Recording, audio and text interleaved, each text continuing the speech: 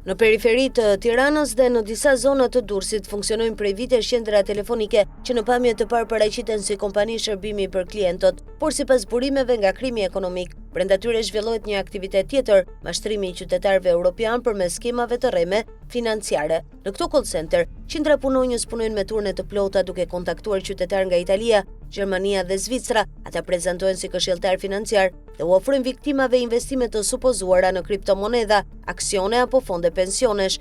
Viktimat, shpesh persona të moshuar, binden të transferojnë kursimet e tyre në llogari bankare që kontrollohen nga rrjeti. Brenda pak orësh para zhduken dhe çdo kontakt ndërpritet. Sipas burimeve hetimore, këto para nuk humbasin pa gjurmë. Ato kalojnë përmes një rrjeti kompanish që dyshohet se përdoren për qarkulluar dhe pastruar fondet e përfituara nga mashtrimet. Në qendër të këtij rrjeti përmendet emri i Arjan Carës, i cili rezulton ortak ose administrator në disa kompani si Bipro, MyTV, Fintech Solution, Fairtex Invest 2.0 dhe Zero Lunch. Në disa prej këtyre kompanive, Cara figuron ortak me Luis Hoxhën.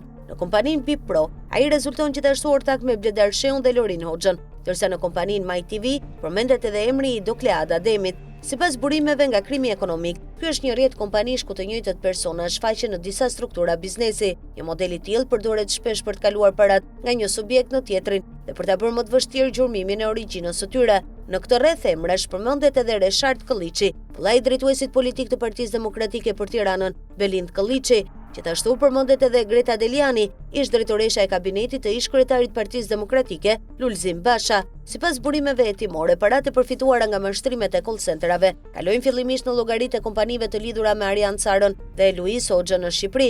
Më pas ato transferohen në kompani të regjistruara jashtë vendit, kryesisht në Londër, ku mbasin lidhjen me burimin fillestar dhe rikthehen më pas në Shqipëri si investime në prona lokale apo aktivitete të tjera biznesi. Një tjetër element që përmendet në këtë histori është lidhja e mëhershme mes Arjan Carës dhe Elvis Doçit, i njohur ndryshe si Visi i Pojës. Në vitin 2006, Cara themeloi kompaninë Cara në ASHPK me seli në zonën e Romanatit në Durrës. 2 vite më vonë, më 31 mars 2008, ai ashiti të gjitha kuotat e kësaj kompanie, Elvis Doçit, përmes një kontrate të firmosur para noteres Flutura Abdiu. Me këtë marrëveshje, Doçi u bë pronari dhe administratori i vetëm i kompanisë. Sot Elvis Doçi është një emër i njohur për drejtsinë shqiptare.